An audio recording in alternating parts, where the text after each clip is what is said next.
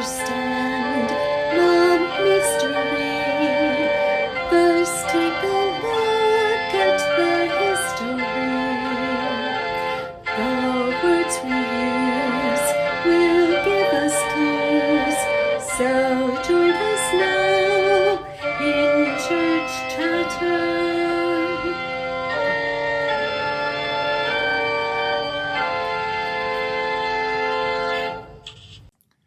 Welcome to the Church Chatter podcast, where we unpack a different church word or phrase each week.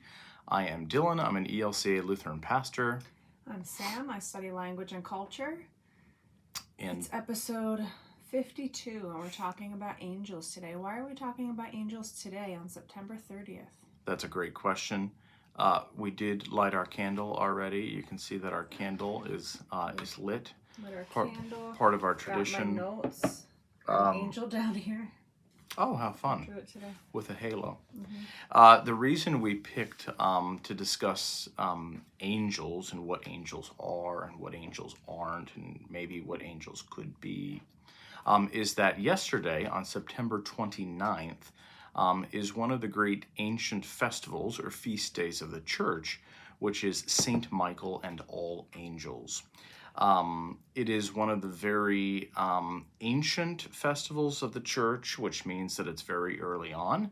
And you see this festival coming in September, towards the end of September. Churches are able to observe it on September 29th, although September 29th sometimes falls during the week. So most churches will push it back to the last Sunday in September to observe it or celebrate it.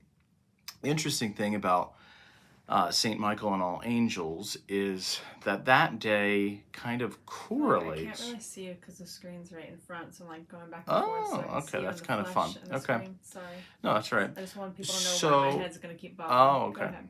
So the day of St. Michael and All Angels falls towards the end of September, like I said, and it kind of correlates with the fall equinox. Mm-hmm. When the time starts to get darker, and people historically have kind of felt different ways as the days get shorter and the nights get longer. And so this day of St. Michael and All Angels kind of is coordinated or correlated with the time of the year that it gets kind of darker, as we're reminded that God's angels are a type of protection, a type of messenger that bring us hope. So that's a little bit. I could give you a lot more history about the day, but September 29th, did I say 28th before?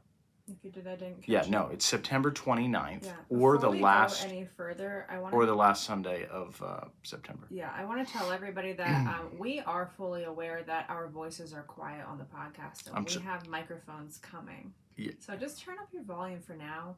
We're working on it. We started out just us and a cell phone recording, and now we're getting a little more high tech as we go. But this is not professional recording. No, and it probably never will be. But we do have microphones coming, and we'll see how it goes. So hopefully we'll fix that soon. Okay, so we are doing angels. Not my favorite topic, but we're doing it. No, not our. I do get to talk about the Roman Empire. Yeah, so that's nice. Not our favorite topic, except that. Not yours either. No, not overly, but I do find the festival day and the readings in particular, I find them very fascinating. I actually find them quite challenging, to be honest. You can either, at least in the Lutheran Church, you can either observe this day. So if the 29th falls on a Sunday, you're required to observe it. What? I'm just laughing because you just love feast days. I find them so boring. Oh, I think they're great because if you're a pastor who has to preach like me, you look forward to some of these festival days because sometimes the other readings just start to all run together. Well, let's start talking about angels. What are they? What are they not? Let's talk about the Hebrew people first. Okay. The Old Testament. Should we start there? Do you have another idea? No, do you want me to tackle the Old Testament Yeah, I mean, parts? what or- I okay. want to talk about, I already told you this, but obviously I'm going to talk about the Roman Empire and how angels in the Christian world really, the Roman Empire and how they viewed angelos, which we'll talk about, was really formative. And then I want to talk about how angels got wings and how Christian art really helped form that in our consciousness, I almost want to say, like Okay. how we image it or imagine it. So, but let's start with the Old Testament. Do you have things to say about the Old Testament, Hebrew consciousness, how they related to angels? Yeah, so we'll talk about this a little bit more in a bit, but the Hebrew people, the Israelite people, eventually the Jewish people, a lot of their ideas about angelic beings and understandings of angels comes from their time in Babylon in particular, and Sumer culture and Zoroastrianism, which we'll talk about a little bit later. But the Hebrew people did believe that that God created unseen or unknown things, which they thought to be messengers from God. My Greek is much better than my Hebrew, but the Hebrew word is malak, and malak is the word for messenger in the Hebrew scriptures, the Old Testament. Meaning human or divine. Yeah, messenger. human. It can Yeah, be either. human or divine. It's interesting in the book of Genesis 18 through 19, you see angels who visit Abraham and Lot.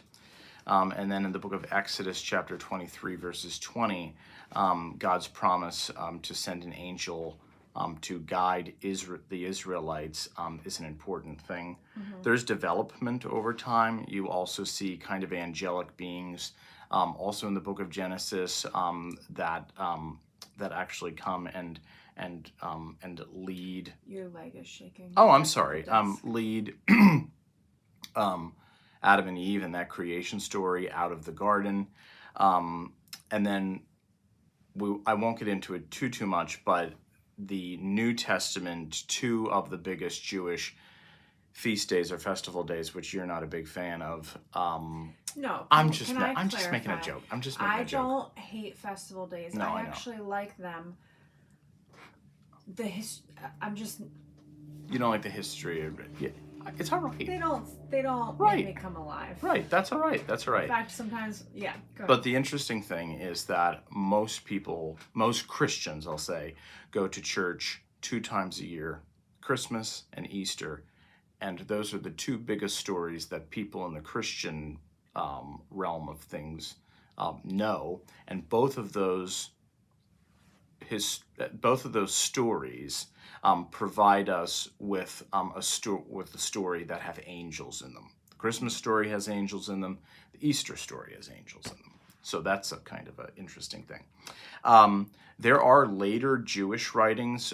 There's a reason I'm going to talk about why angels are brought up whenever Jesus' birth, death, resurrection, and ascension are discussed. Yeah. So outside of the Torah, which is the first 5 books, or the Pentateuch, which is the first 5 books of the Jewish scriptures, the Old Testament, you do have other later Jewish writings, such as the Old Testament apocryphal writings, and then the Talmud, which is rabbis' commentaries and interpretations on the Jewish scriptures. And you start to get a hierarchy, especially in the Talmud. You get Michael. You start to get these angelic beings that are specific with names. So you get Michael, which correlates to Saint Michael and all angels that festival day. So Michael, Gabriel, and then you also get Raphael and you get Uriel. You also get in the book of Enoch, which is very interesting. That's not part of the canonical Gospels, so it's a book that is scripturally based, but not in the canons of Scripture. In the book of Enoch, you see angelic beings called the Watchers, and in particularly the Nephilim, which are the kind of these giant angels. A lot of people fairly recently, probably within the past like 20 to 25 years, have been interested in the Watchers and the Nephilim and the angelic beings that come from the Book of Enoch. And so there's a lot going on there in the Jewish Israelite Hebrew tradition when it comes to angels. And I could go into more. I have some more things, but if you want to just move on to the next things, we could do that. Do you have more you want to say about that, or are you good? No, just that angelic beings, for the most part, have always been a part of the Hebrew tradition. Some certain sects have put more emphasis on it than others. Yeah. So But there is a there is a general through line. Yeah. So I'm going to talk about the Roman Empire like always, and I'm sure if you have listened to every episode, you're like, oh God, when is Sam going to stop talking about the Roman Empire? Well, we're not. The answer is never, because you can't be in the Christian world without understanding the Roman Empire. Jesus. We're understanding the whole Hebrew thing. people. The Hebrew people, yeah. I like to say that I studied the language and culture of Second Temple Judaism when the Israelites were under Roman oppression. Right? Second Temple Judaism and the Roman Empire and how they collided is what I'm interested in. And go ahead. No, I do have a question for you. What? I do have a question. Oh, you do? Okay, so I'm wondering if we might want to hold off on Roman Empire stuff until we talk about New Testament stuff, because that's more linked. I thought that's what we were going to. Oh, okay. So do you want me to talk about more concerning the Mesopotamian roots that come from the Hebrew people? Yeah, but first I want to ask you, do you believe in angels? And if so, to what extent? He didn't know I was going to ask him that.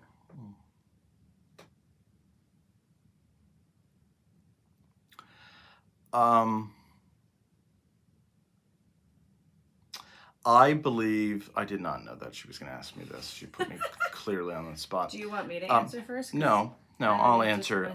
But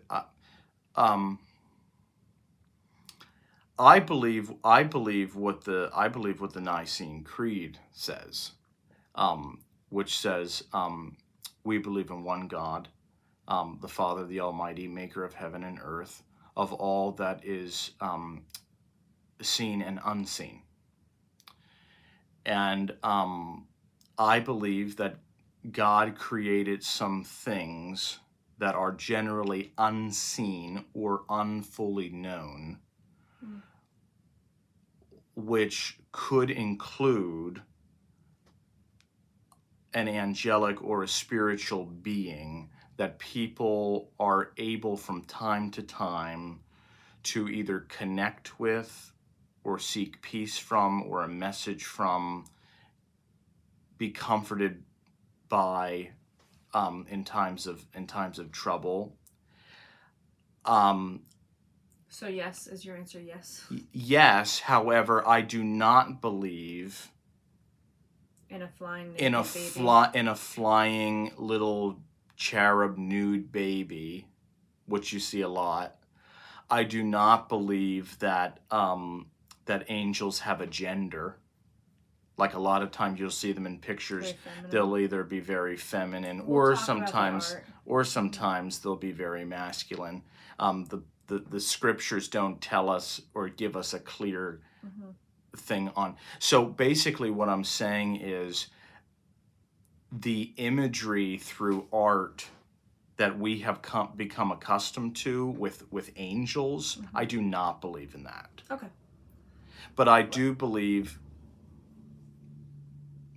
I've had a lot of people that have said to me that they have had, most of the time, good encounters with what they believe is an angel. I do not discount that. I have not personally had that experience. I don't want to discount what they have shared. But I do not believe in some of the more corny things that go with angels. Yeah. All right, well, let's talk about... Does that kind of... Yeah. So, yes and no. Sure. Let's talk about... What did you want to talk about before we get into the New Testament? Well, no, I'm going to throw it back on you. Do you? Yeah, so no. My answer is not yes or no.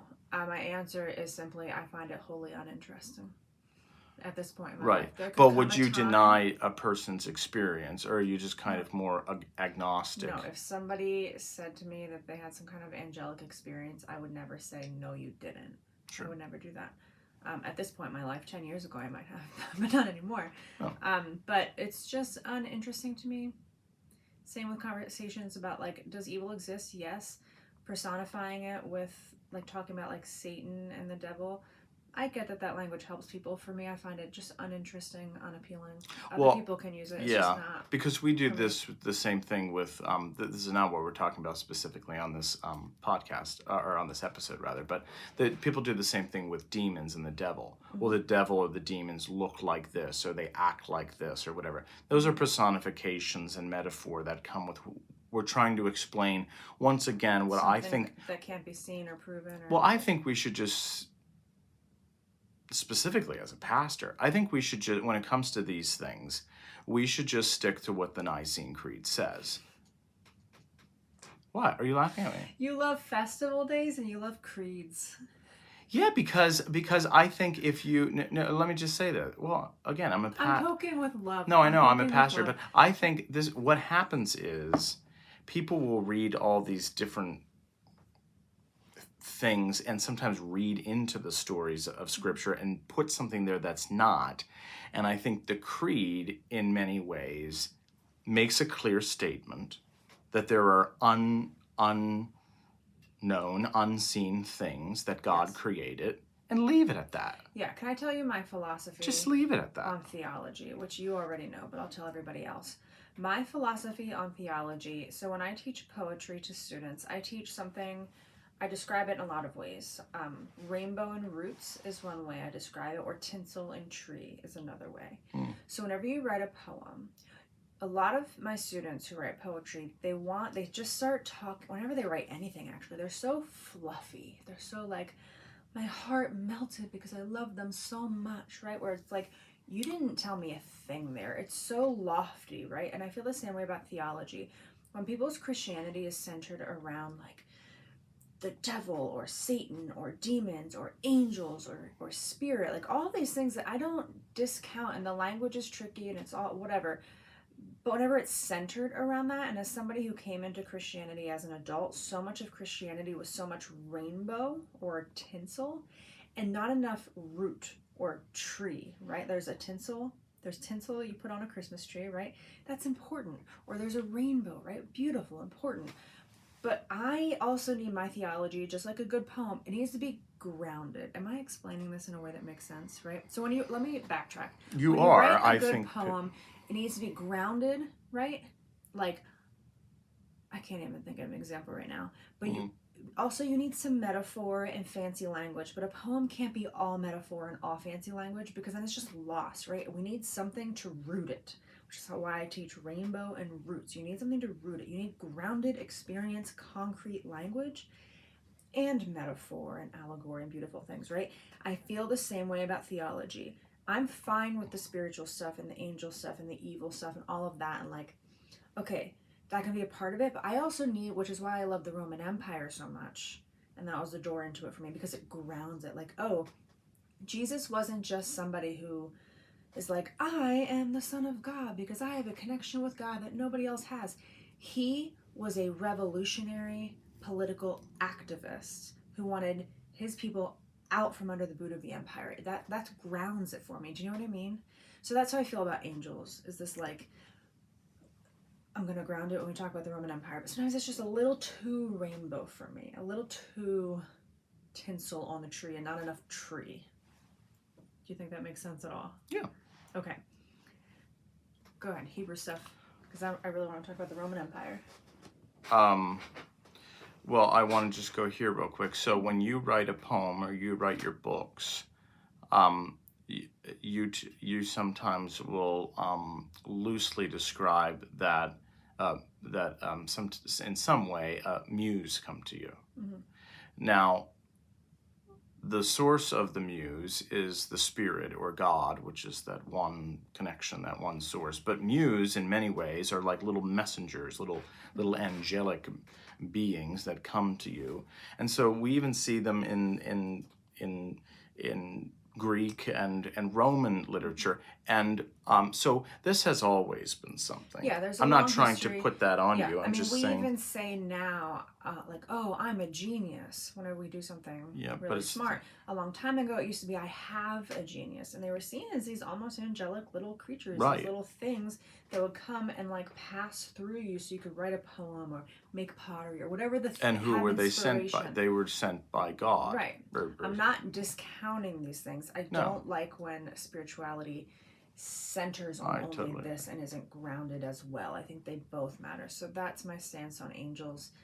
I tend to just like, because the way they're talked about are as if these are real, physical creatures that come around and, like, you know what I mean? And I just think it's all a little more mysterious and metaphysical than that. And I wish language just can't account for it, unfortunately, and that makes me upset. Yeah.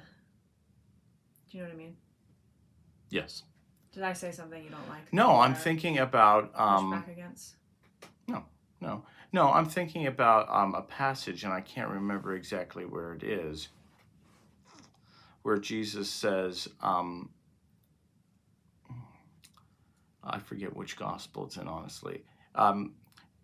He says, or he's recorded to have say, be mindful of who is around you and how you act and speak and listen in particular, because you might be entertaining an angel. You're going to have to tell me why that's important to you. It's not necessarily important to me, but it's important that if an angel is a messenger from God, and someone might have that message, that little muse or that little angel might have come to that person, there might be an angel in your midst that is working through a person, an individual. Maybe you should be on lookout for that. Yeah. So Jesus, even in his own time, would have been very aware of these types of things. We also have this one little thing. I don't put much emphasis on it, but basically what he's trying to say is God works through people with these angelic beings to share messages. Does that make sense? So let's pause here actually, because as always, which is the reason we created this podcast. While you're doing that, I need to look up exactly what passage that comes from. Go ahead. Why? It doesn't matter. Well, I find it interesting. So when Dillon and I talk to each other, even off the podcast, we often find that if we talk to each other long enough and create shared definitions of different things, then we can finally meet, right? So if Dillon and I start talking about angels, oftentimes, because he connects with people spiritually for a living constantly, he's a little more comfortable talking about things like angels than I am. So whenever we talk about angels, I tend to get like, please just get out of here with that, right?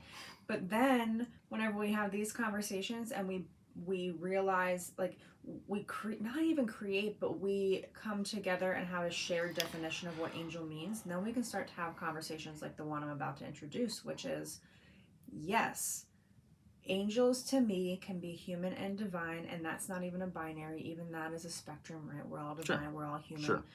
And I can't even think of one example right now because I'm tired and we had a rough bedtime with our kids tonight, but I feel like a lot of people have had experiences where something's going on with your life, and then you go get coffee and you're standing in line, or you see this old friend or a coworker or whatever, and they say this thing to you, and you're like, in your head, you're like, why are you saying, like, that's very kismet, that's very serendipity, that's very, there's all kinds of words for it, like, and I feel like God, again, another word I'm uncomfortable with, but I'm trying to practice using it. I feel like God gives us just enough of those moments, just enough of those messages to say, hey, there's a cosmic joke going on here. Right. There's something more here. Because if they were all the time, if those messages were all the time, I'm saying messages because angel means messenger, right? Sure. If those messages were all the time, then we wouldn't notice it. It's like that joke about the fish swimming in water and somebody says, "Hey, how's the Yeah. water?" And the fish says, "What's water?" Right? If those messages were constant, and by the way, some people do get them more constantly. Sometimes they're called mystics or enlightened or whatever you want to call it. But do you know what I'm saying? No, I Like, do. I feel like they come just often enough to keep me awake of like, wait, that's weird. That person just said just the right thing to Right, do right so- now. That's strange. Right, so I want So to... yes, maybe there's an Well, angelic so- experience that I can get on board with. Right, and so I want to make a correction to both you, to our viewing and hearing audience. I was trying to remember why we're having this conversation. There is something in the New Testament, believing it was in one of the four Gospels and either recorded as Jesus or Jesus's words, but it was not. It is from the New Testament, but it's from the book of Hebrews, chapter 13, verses 2, and this is what it says, which might lead us to slightly some more interesting conversation.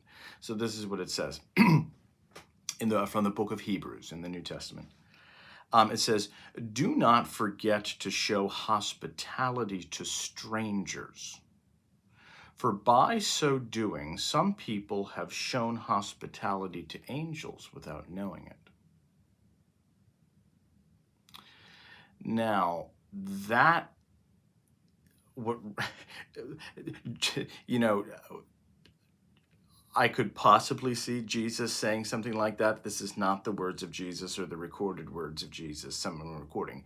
This is someone who, the author of the book of Hebrews, we have no idea who wrote the book of Hebrews. It's an. I don't love that. It feels like be nice to everybody because you never know who's going to have status. Do you know what I mean? It feels like that, like a little icky. No, to that's me, not but- what it's talking about. I'll So tell you the say history more. behind it. Yeah. So the idea was that in that day there was the tenet of being opened to, which is a very Jewish, well, a very Hebrew thing to do, to be opened and to welcome the stranger. Right. So, meaning that sometimes there are people or other things that might be providing you with a message, but if you're always thinking, well, that person is a stranger and they're not like me and they don't have similar values, they don't have the same religion, if you're not being hospitable to the stranger, then how could you ever be open to anyone? You're kind of closing yourself off to only your people, only your way, only your values. But when you open yourself up to the stranger and someone who is different, you also open yourself up to hearing messages that may come from the divine, from a divine messenger, an angelic being, a muse, and you want to be hospitable to them. So kind of this idea of being opened when things might not seem like they're going your way or they are your way. That's not about being kind to everyone. That's about broadening your horizons. I don't know how you feel about that, but that's the tenet of being hospitable to the stranger, carried from the Hebrew scriptures into the New Testament, especially in Jesus's teachings, is very, very clear. And then it kind of has this kind of end part of, oh yeah, well, you might think it's a strange message, but what might that message be to you if there is an angelic message? Does that make sense? Sort of. Yeah. Okay. Can I talk about the Roman Empire now? Yeah, but we're talking. Okay. Yeah. No, go ahead. No. Where did you want that to lead? Because I'll go there. No, I'm just saying. I mean, I mentioned this somewhat in my sermon. People should be opened to hearing messages from God through, whether it's a human messenger that comes from an angelic message, or if it's just an angelic message directly. People need to be. Old thing. They need to be open and hospitable to that which may be slightly strange to them. And that's what Yes. that's what that passage from the book of Hebrews is telling us. It's the old saying, you don't believe it when you see it when you believe it. Right. Right. And I don't know about you, I think we both agree on this. These days, there's not too many people paying attention to the stranger or the foreigner in your midst or someone who's not like you. So we, even myself sometimes, we're closing ourselves off to a whole multitude of perhaps different things. Mm-hmm. So open yourself up and then let the chips fall where they may. I hate that phrase, but let the chips fall where they may, and then let God's Spirit move it about. See what's going on. But if you're not open to it, I know this is not your thing, but but we are talking about angels. Yes, spirituality so we have for to go me is here. a We have to release go valve. here. Like you keep saying, opening yourself up. This is our podcast, so I can. You be personal do about every it. time you write poetry. Yes, in your book. I know, but for me, vulnerability, spirituality, thinking about difficult things like angels, right? All of that. Some people, like I picture some people, they're just open, right? They're just open people. I'm not sure I can ever be that way for a lot of reasons, but well, me either. I'm my not saying I spirituality am. is more of a release valve of like sometimes I'm just a little bit of openness, just enough to release the pressure and just enough to allow enough. I mean, I heard a quote once, I forget who even said it, but like a little bit of God is just enough because it's infinite, right? A little bit is the same as infinity. Like God can't be measured in that way. So just a little opening, that's enough to work with, right? And transformation leaks through. Right. I think it's good that you're saying this. And can I connect something very quickly? And then we'll get to the Roman Empire. Okay. We don't even have to talk about the Zoroastrian stuff necessarily. Why not? I think we should. Well, we can, but here's the thing. The Christmas story and the Easter story, they both have angels in them. Mm-hmm. But they also have the both and. They have the openness, but also the like, I don't know, I'm not really going there, right? Okay, so when the angel Gabriel comes to Mary, I'm just saying how the story's told. I'm not saying it literally happened this way, but I'm saying the way the story's told and the way we kind of wrap our minds around it. The angel Gabriel comes to Mary, and Mary is afraid. And thinks that this message is not for her and doesn't really fully understand it, right? Mm-hmm. And then all of a sudden, not all of a sudden, so she has that reaction, a clear reaction of like, I don't think so. But then she has an openness. Mm-hmm.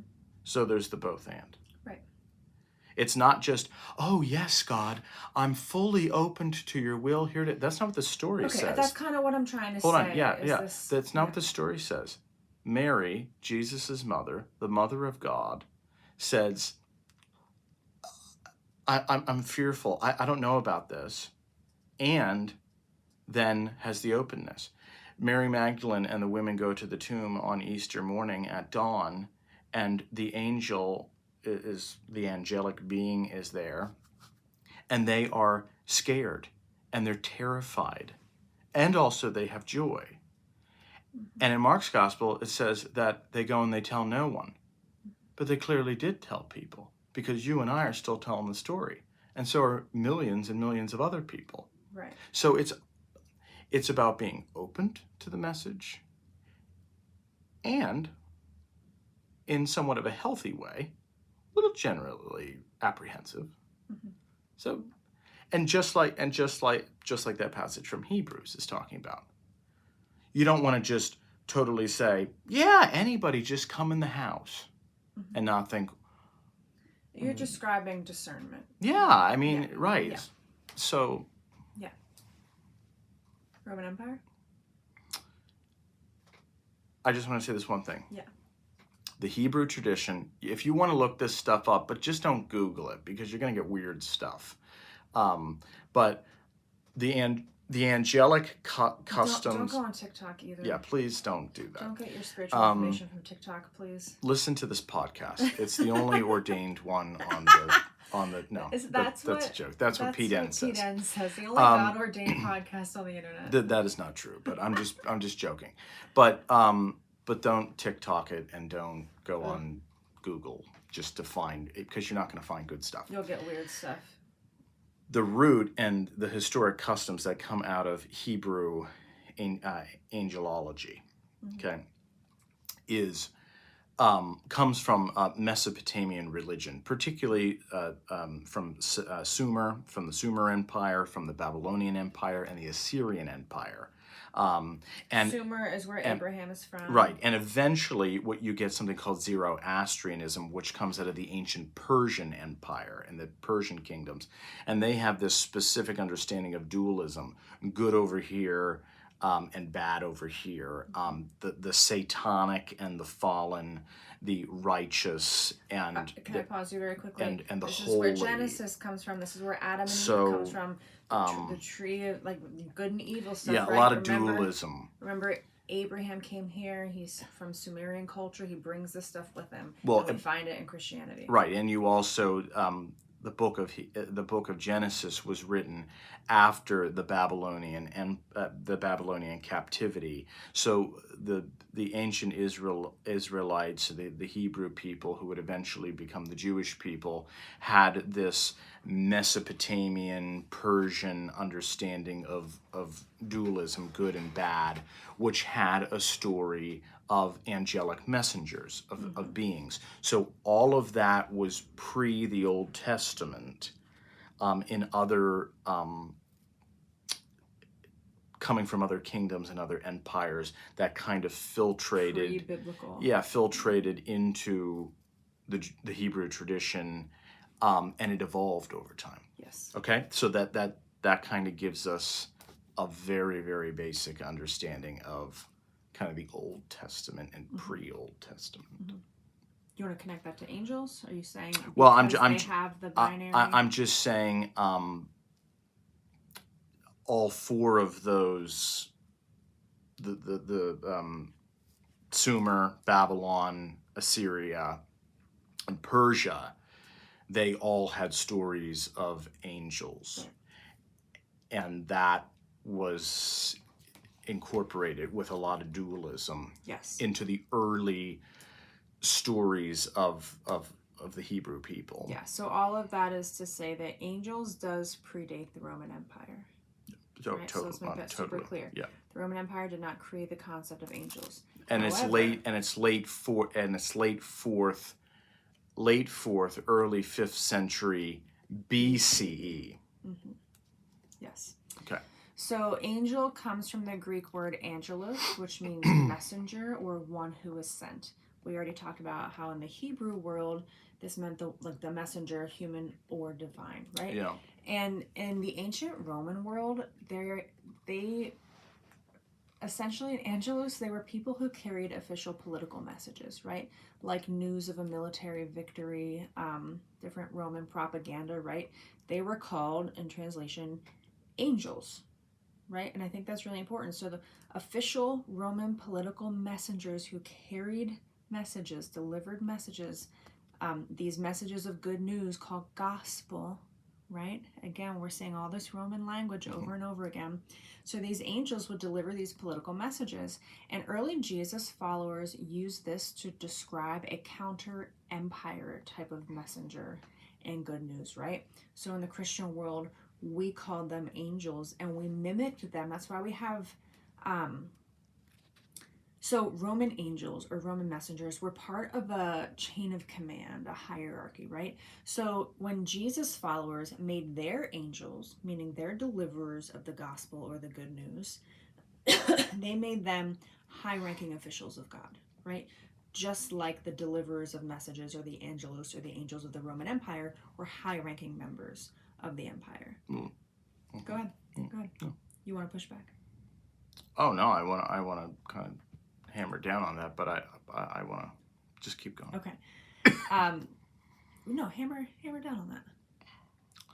So what Samantha is saying that was going on in the Roman Empire in kind of during Jesus' time. during and Jesus' right time after in he kind died. of a civil way, although somewhat religious, but in more of a civil way. And those things were often Yeah, but intertwined. in terms of yeah. Rome's civil government, Mhm. it's interesting because in the 5th and 6th centuries, um, um, uh, um, after Jesus's death, you start to see the the early writers of the church. They come up with an angelic hierarchy. Mhm. And they have the highest, the middle, and the lowest. The highest is the heavenly governance. Right. The middle is the like kind of the cosmic rule, kind of not just in heaven, but kind of cosmic, the whole And thing. again, this echoes the Roman structure of messengers Yeah. as well. It's a direct contrast. And then the lowest, which is earthly interactions. Yes. And So- again, remember all of Jesus's teachings were against the Roman Empire and the elite Right. temple. So whenever they started structuring their angels in this way, it was to say, hey, look, we have messengers too. And they are Yeah. close to the divinity just like yours. Right. And we have different ranks of angels or messengers just like yours. Well, I mean, So even whenever in the really quick, so whenever the Jesus communities and Jesus followers and the writers of the New Testament and Gospels went around talking about angels or messengers, they were saying, we've got good news and we've got deliverers, and it's better and superior to Rome and their messengers and their good news. Yeah. Yeah. So this Christian angelic hierarchy that is kind of countering this anti Roman angelic hierarchy comes out of what's called the Dionysius the Areopagite in the 5th and 6th century, that has this high, middle, and low. And it talks about the 9 choirs of angels, and it organizes them into the 3 spheres. And the top are seraphim, cherubim, and thrones. The middle level is dominions, virtues, and powers. The lowest one is principalities, archangels, and just regular angels. This is very, very interesting because after this 5th and 6th century Christian angelic hierarchy that was created by the early church, you will start to see hymnody that will enforce, I don't want to say enforce, kind of affirm this understanding of the way that God and God's... Reinforce, thank you. God and God's angels communicates to God's people. Yeah. So you'll see this in some of the great ancient hymns of the church. One that we just sang for St. Michael and all angels on Sunday, Ye Watchers and Ye Holy Ones. Yes. It talks about all of those degrees of angels. Even in the church's liturgy, especially for communion, in the preface that the pastor either chants or speaks, it talks about the heavenly hosts. And on greater, higher festival days, you will name them specifically: cherubim and seraphim and thrones and dominions, and it's Roman language. It's Roman language, and it's enforced in the church's liturgy. Yes. Yeah, but it's even... I don't want to keep saying enforced. Reinforced. It's even reinforced in the Gospels. So this is the whole reason why I was excited to talk about the Roman Empire. But as you were talking, something came up for me. I know why I have an aversion to angels, and I know how to put it into language now. I don't like... Again, it's our podcast, so I get to be honest here. Well, sure. Why would you not be? I don't like when people's spirituality, whether it's Christianity or something else, is focused primarily on the otherworldly. When we have a world in flames here, now. Right. And we actually have a small degree, but some level of control, or I don't even want to say control, influence over. Yeah. And it really rubs me the wrong way whenever people are so focused on demons and angels, otherworldly kind of stuff. Oh, sure, yeah. Again, but at the same time, it's living in the tension, because I never want to be the kind of person who negates what can't be proven or seen or touched or you know what I mean? I Yeah. want to always leave space for that, but it does rub me the wrong way. I know a lot of Christians where it rubs a lot of people who could be interested in Christianity or transformed by it. It rubs us/them the wrong way because we have a world here where we can actually see people suffering, and you'd rather talk about like a spiritual warfare happening that we can't see, and like I'm okay with talking about it sometimes, but Sure. you're so obsessed So, and that's all you want to yeah. talk about when there's actually a lot happening. We can go feed the hungry now. Yeah, so Like, here's you an can do interesting... that now, and that's a spiritual act. Oh, no, Do you know absolutely. what I'm saying? Oh, Okay. I'm totally with you 110%. I do think it's interesting because in the church's liturgy, specifically liturgical churches, and the celebration of Holy Communion, there's something called the Sanctus. We have talked about this on other episodes. Holy, holy, holy Lord, God of power and might. Heaven and earth are full of your glory. Hosanna in the highest. Hosanna in the highest. This is about heaven and earth coming together. It's not just about what's going on in heaven. It's about heaven and earth coming together and working together. And a lot of times, most people that are talking about angels or their connection or their message, most of the time they're talking about the principalities or the archangels or the regular angels or like a guardian angel that's coming and offering them or in some way giving them a message, not only for themselves, but to do something here on earth that is in heaven. It's about bringing heaven to earth. But some people do exactly what you're talking about. They get caught up with, what the seraphim are doing in heaven. Well, that's not uninteresting, but that's not to just dwell on that. That's not the whole. Equally. That's not the whole thing. I also am not interested in having conversations where it's all post-enlightenment. Oh, if you can't see it, touch it, taste it, measure it, then it's not real and it's not worth it. Yeah, like living in the tension of tinsel and tree or rainbow and root, living in that tension of like, yes, there are unseen things. There's also things that are very concrete. And well, I can't scientifically tell you. We are at 45 minutes, so I don't want to. Well, I'm just saying, no one can scientifically. I can't scientifically explain how much I love you. Right. That's what I'm saying is. So. But also, if someone goes around saying, and yet I do. I love you so much with my whole heart. Right. There will come a point whenever you ask, what would you like about me though? Like what? Sure. Like ground it. Right. What do you like? Yeah. Like tell me specifically. What about me do you I like, do. Right? Yeah. So I'm not done with the Roman Empire thing. I have one more thing to say, and this is the crescendo of it. Are you ready? Yeah. Okay. So in the Gospels, again, I'm just going to speak concretely, but I also want to leave room for mystery if it's there. This is what I believe. And there's many people who are making a lot of arguments for this. But in the Gospels, so we've got the Roman Empire. Whenever the Romans are walking around and the messengers on behalf of the Roman Empire in that hierarchy of the Roman world, when they're giving the message, they're delivering the message, they're called angelos. They're angels for the Roman Empire, right? They're people. This is a paid position. It's a very bureaucratic position, right? They work on behalf of the Roman Empire. They're going around and sharing good news, which is a military victory, news of a new emperor, news of a birth of a possible emperor, all those things, right? It's called gospel, good news. So whenever Jesus community, not Christians quite yet, but whenever Christ communities join and say, we have angels too, right? And we're delivering good news. What is the good news? The birth, death, resurrection, and ascension of Jesus the Christ. There are angels discussed in those because it's good news. Because the Roman angels, the Roman deliverers of messages, right? The Roman messengers, they were going around delivering good news or gospel. So you needed messengers in your gospel stories. Mm-hmm. I don't believe there were actual angels there. I believe it was a literary device because people who are against the empire, had to write in a secret way that they get it.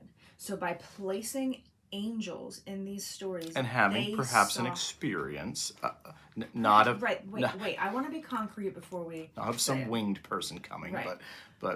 But can you see how this literary device, when you write it down and these gospel stories are circulating, whenever you place a messenger, the original audiences, all of them would have understood, oh, this is an anti-Rome story because Well- they have messengers, but we have messengers that are good news, our gospel. Well, Do you know what I mean? so you also right. So I want to piggyback and affirm what Samantha just said, because so we get an affirmation with the angelic beings being part of the story at Christmas, at Easter, at Pentecost, at Ascension, and also which is very and at did I say Easter? Yeah, and we'll Which also again, what he's saying is the birth, the death, the resurrection, the ascension, The ascension. Of Jesus, and at Pentecost, the coming of Spirit. the Holy Spirit, and there's angels with the people. So here's an interesting thing. Also at John of Patmos, who is writing the book of Revelation, specifically. which is chapter the most 12. anti-Rome. I think I wrote this down actually. The book of Revelation, I think, is the most oh. anti-Rome piece of literature. Yeah, so that in exists. chapter 12 of the book of Revelation, John of Patmos specifically writes about the archangel Michael destroying the satanic, destroying Rome and the devil and all of these things, and destroying the empire and all the evil that has come from the empire, and that it is Jesus, the Lamb of God, who takes away the sin of the world and all this ugliness, and gives not a new empire, but the kingdom of God coming from heaven to earth. Talks about Michael, the archangel, who is the kind of primary person for St. Michael and All Angels Day, is this culmination of empire, Rome, hell, the devil, all of that stuff doesn't win. Does not win. Yeah, which, by the way, when people like Peter are talking about baptism, saying you'll be free from your sin once you are baptized, right? Speaking of like Pentecost Sure, and yeah. stuff, right? That's not talking in the West. We have much later decided that means individual sin, like lying and stealing. No, it means you'll be free from sin. You'll be free from the Romans. Yeah, they are the sin. From those who oppress you. Those who oppress you. That is the sin. Sin is not the thing inherently bad in you. No, it's the thing outside of you that's oppressing you. Yeah, but sometimes like a real Roman Empire. And sometimes that stuff, though, I always like the phrasing of the things that draw you in or draw you away. Right. Empire looks tasty. Yeah. And it can. And I always appreciate conversations where we expand this for our current day, but I also think it's really important to talk about in the first century, when John the Baptist, when Jesus of Nazareth, when Peter, when Paul, when they are talking about baptism and when you are baptized, you are freed from sin, that is because you are repenting, turning away from allegiance to the Roman Empire and turning towards your allegiance to Christ. You're choosing Christ over Caesar because you can't do both, right? And I think that's really important here when we're talking about angels. Or angels maybe are not. brought up. Yeah, right.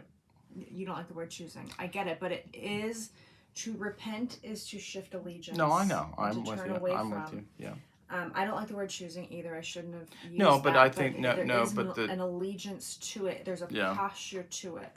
And now with traditions that do infant or baby baptism, you are already inviting that family, particularly that child, to come into a community that renounces that stuff, in hopes that through time that child will come to affirm that same path, that same journey, and they'll be immersed, just like the Jews were from early on. They would be immersed in the community that is against the empire. Yeah. And so baptism welcomes you and cleanses you and gives you new life, so that you are a part of a community that is against that empire. Does that make sense? Yeah, against Caesar, against oppression, and loyal to Christ as a baptized follower of Jesus. Yeah. Here's an interesting... We're at 53 minutes, so I want to wrap it up soon. I just want to talk about the art, but keep going. So I just want to mention one thing. We've talked about the Jewish people. We've talked about the Christian the Christian early Jesus people, followers. the early Jesus followers. Something that I do want to touch on. This is not my or our specialty, but the Abrahamic religions, the three religions of Judaism, Christianity, and Islam, All have are angels. linked because of a historic understanding of Abraham, and there is no mincing of understanding, specifically in the Islamic faith and the Muslim faith, when it comes to angels. The understanding of angels in the Islamic faith, in Islamic theology, they are created by light, meaning from God, and they have no free will. So they are at God's whim. That is a very clear teaching, and just like Christians have the creeds, Jewish people have the Ten Commandments and the Talmud, and Christians again have the creeds and pretty much the Lord's Prayer. Those are the two things that we have for the most part. The Islamic tradition has the 6 articles of Islam that they kind of are beholden to, and one of those 6 articles of faith in the Islamic faith is belief in angels. It's pretty high up there. Whether or not everybody subscribes to that, just like in other traditions, but that is one of the 6 fundamentals of the Islamic faith. So Muslims also take some type of belief in the angelic. Yeah. Can I talk about art? Of course you can. So angels, I remember, maybe this is also why I have a weird aversion to angels. I don't know. I keep talking about how I don't like them. It's not that I'm totally against I know them, what just you mean. to be clear. I know what you mean. Can I say one thing? Then I don't really have much else to say. Here's an interesting thing that I want to make very clear. The Jewish tradition, the Christian tradition, and the Islamic tradition make it very clear, especially, I can only kind of speak for the Christian tradition, make it very clear. One thing that all 3 of those traditions, specifically the Christian tradition, are against is the worship of these angels. I'm going to talk about that. So when someone is like all gung-ho on like being obsessed and basically worshiping the angelic, at least in the Christian tradition, that was one of the and not to talk about this, it's slightly funny, but that was one of the heretical teachings that came from Gnosticism, in that only certain people got to see angels and get hidden messages from angels, and some people got it and some people didn't, and there was this kind of idea that you were either in or you were out.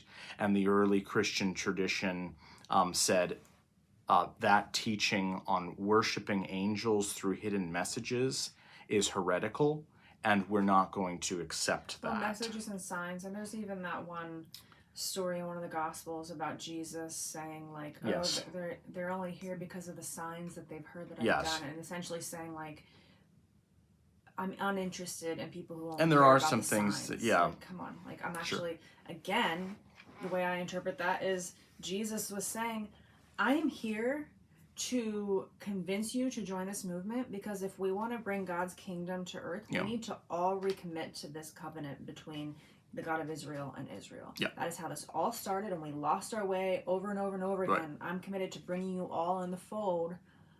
So stop it with being obsessed with the signs and the messages. And Jesus also said in some of the Gospels, there are going to be things that you do not understand. Just leave it at that. So yes, go for it. Yeah. Okay. So angels have not always had wings. That's a very new development. So let's just start there. They haven't? Whenever I was younger, my parents had. You know, in the 80s and 90s, everybody had water beds. My parents had a water bed. Oh, interesting. They had this water bed with like a weird bookshelf. What's the backboard or whatever? Baseboard? Headboard. Headboard, thank you. The headboard behind the bed were like these shelves. And my mom had these little angels, like these Michelangelo angel, naked baby cherubs with wings, these white ceramic things. And they were like sitting with their legs over the shelf. Do you know what I'm talking about? I feel like everybody had them. Those things scared the crap out of me. I hated them. Sometimes I would get scared and I would go sleep in my parents' bed. like our children do now, which is why Dylan and I are so tired because the past 2 weeks they've been in our bed almost every night because they're scared. But anyway, I would be scared, so I would go and I would sleep in my parents' room, and these little angels would just be like over my head looking at me, and I hated it. I thought that Which was is funny because they're terrifying. supposed to I know, be I the hated opposite, it. but yeah. They're these white, chubby, naked baby angels, like with wings, right? And they're like pink cheeks. Ugh. And they usually have From the red hair. Hallmark store. Yeah, usually had red Did curly they? hair. That's interesting. Yeah, we had a couple pictures of angels in my home. It's very growing up. Michelangelo. That's how Michelangelo usually did the. Yeah. We saw them They had everywhere palm anyway. branches behind them. Yeah. So let's talk about art and how they got the wings. So in the 1st to 3rd centuries, so a few hundred years following Jesus' death, angels in art did not have wings. They were not depicted with wings. They just looked like young men in tunics, right?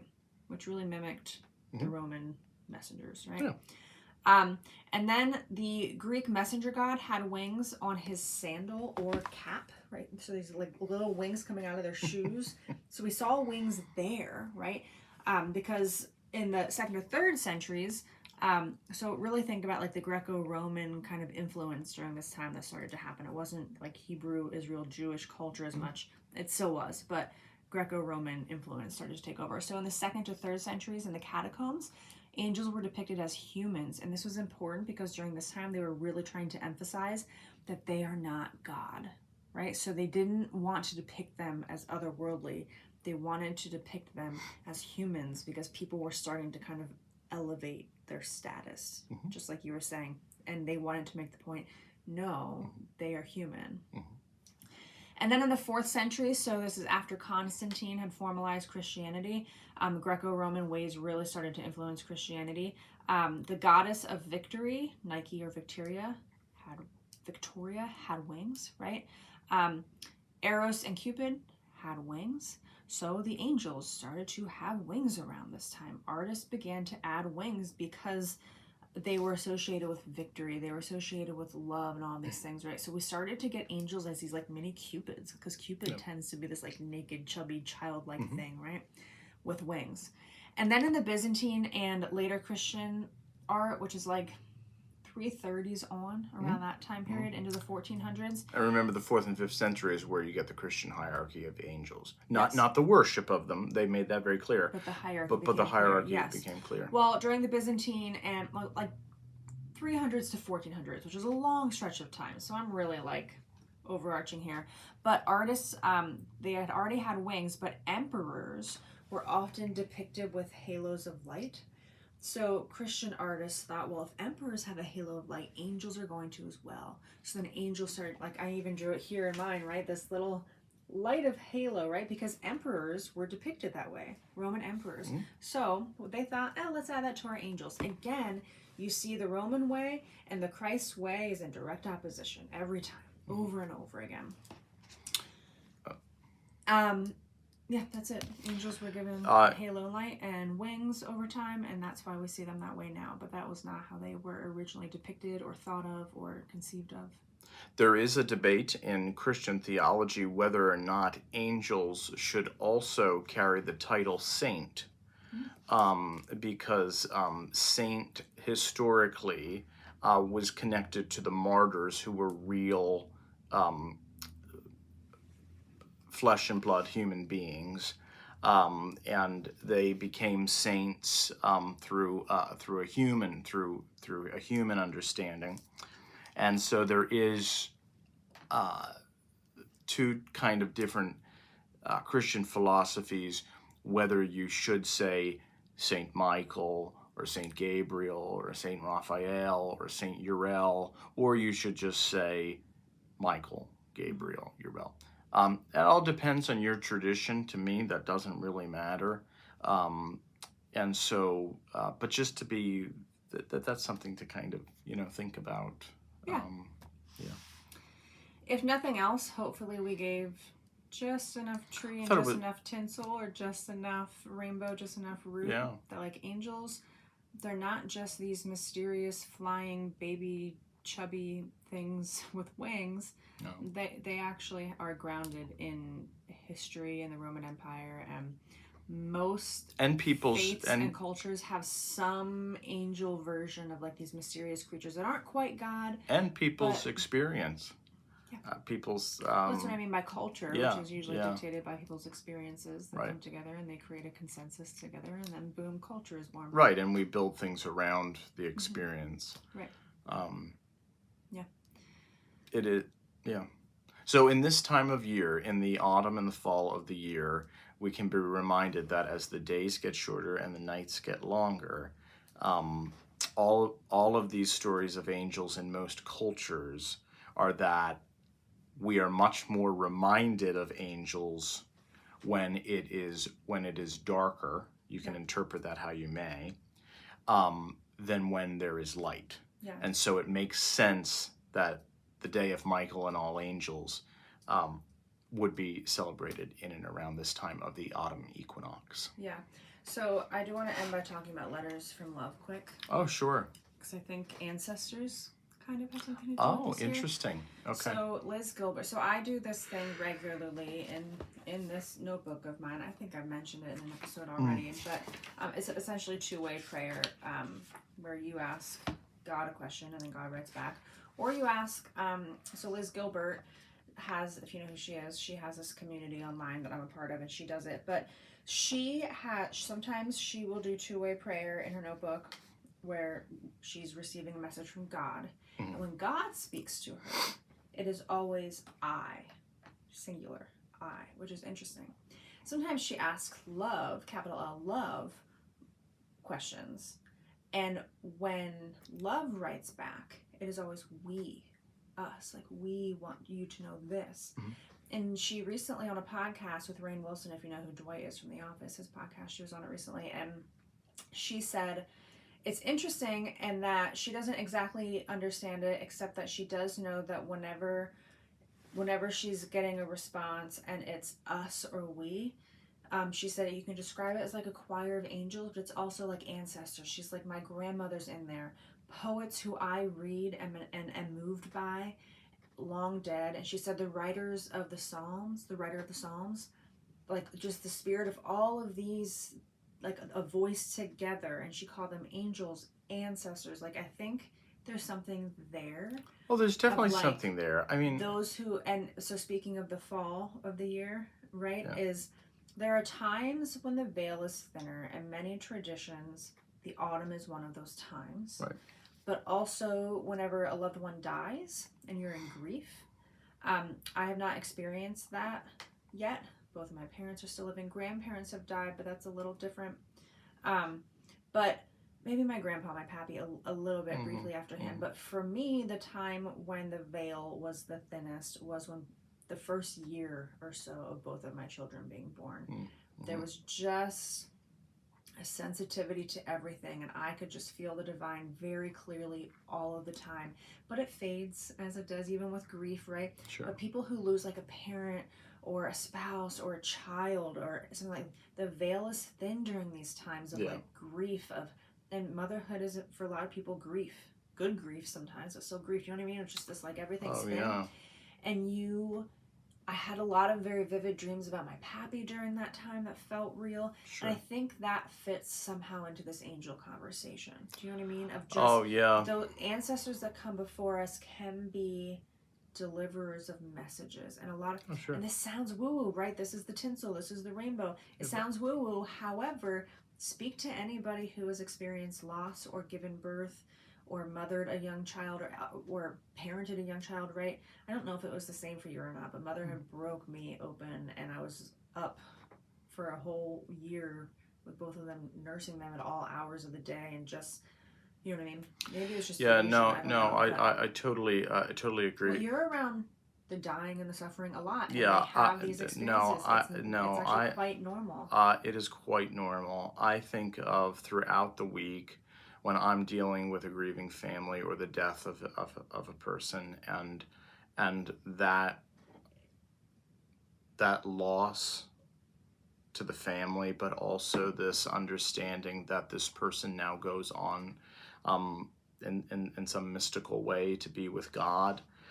is so interesting to me, and that life that was once here in the flesh is now, I'm getting a little woo-woo here, but alive in the spirit in some mystical way. It's so interesting because, I mean, as a pastor, every single week, when I celebrate communion, I say a prayer called the preface, which is calling about the choirs of angels, archangels and angels, cherubim and seraphim, and the choirs of angels who are ceaselessly singing this hymn, this unending hymn, that then we somehow oddly sing with them.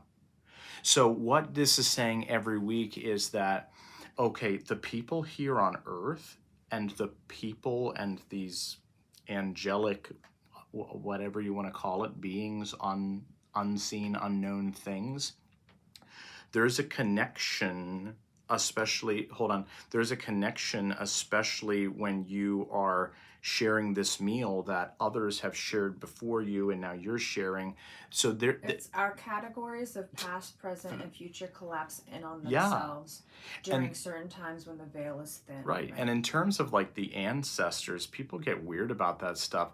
I mean, People for get us, weird about can I that say stuff that? until a loved one dies and they have a very Correct. real experience. And every single week, whether it's the Nicene Creed or the Apostles' Creed, here I go with the creeds again, we affirm every week that there's a communion of saints.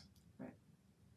The past, present, and people who will come after us, that are always in connection between this this Which non-linear is my point space. in the two-way prayer practice, whenever sometimes I hear it as well, a message of I, Right. and then sometimes we and us. Right. That's interesting. Right. There's just something there related to angels and ancestors and those who came before us and all Right. of these things. Yeah. I mean, that's how you get the traditions of Michael and all angels, traditions like All the Saints' ancestors of the Day of the Dead, of All Saints' Day, All Souls' Day. And it is particularly interesting that it's in the autumn of the year when death is very near, and yet new life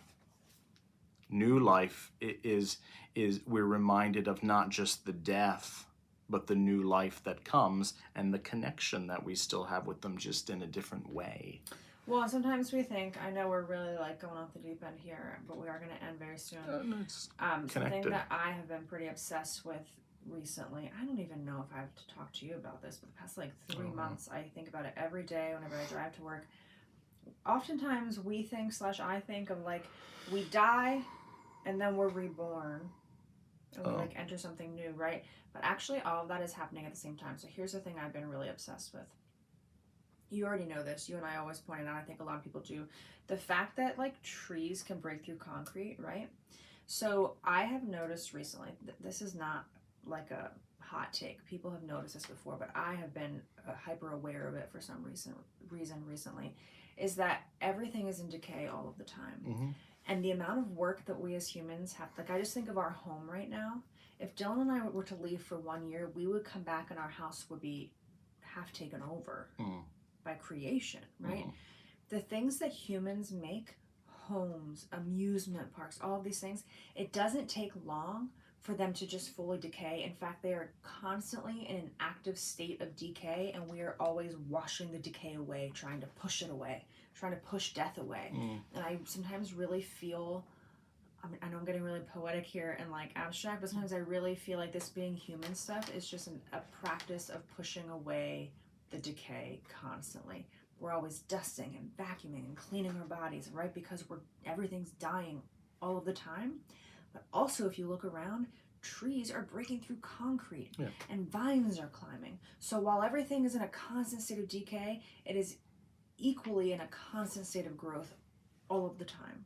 Well, Do you know what I'm saying? yeah, one tree limb on a tree could be dying and then die, and yet up the part of the tree is a new limb that's growing. There's death and there's new life at the same time.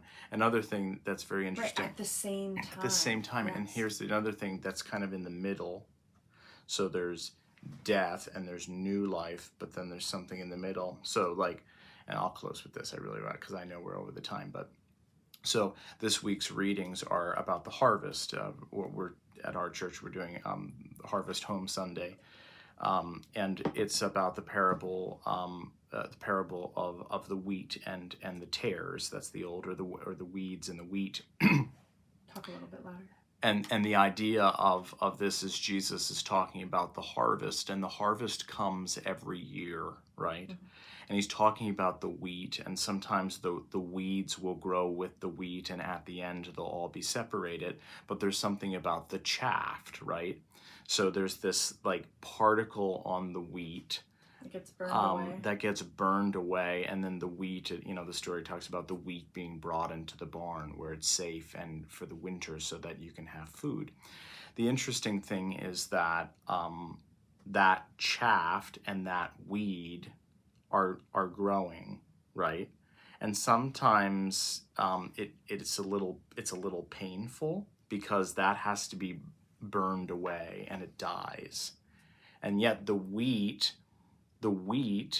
is still living, and not only is it still living, but because of all of that stuff that's happening in the middle, it has a new birth. It has a new way of being in the world. It's a story of our eternal, indestructible self and our ego. Right. The chaff is our ego. You cannot die to your ego until you first let your ego grow. Right. This is why children can't have deep spiritual lives. This is why whenever your 2-year-old is going around saying, Jesus saved me, they don't even have an ego to die to yet. Sure. Right? I'm not saying you shouldn't hand them a religion, but I am saying, let them build up their ego so they can have a deep spiritual experience that's later. Why you invite Let them. their chaff grow with their wheat. Right. So then later on, that chaff can burn. No, chaff.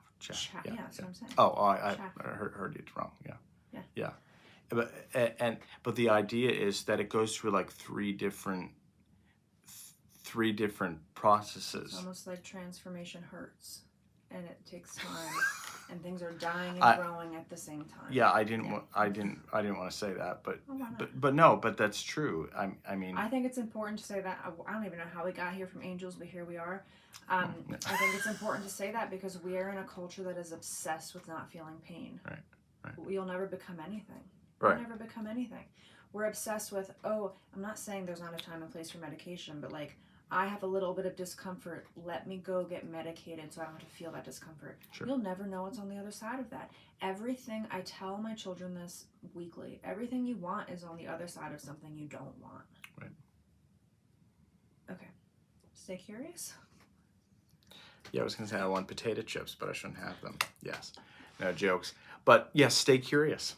We don't even have potato chips. Stay curious.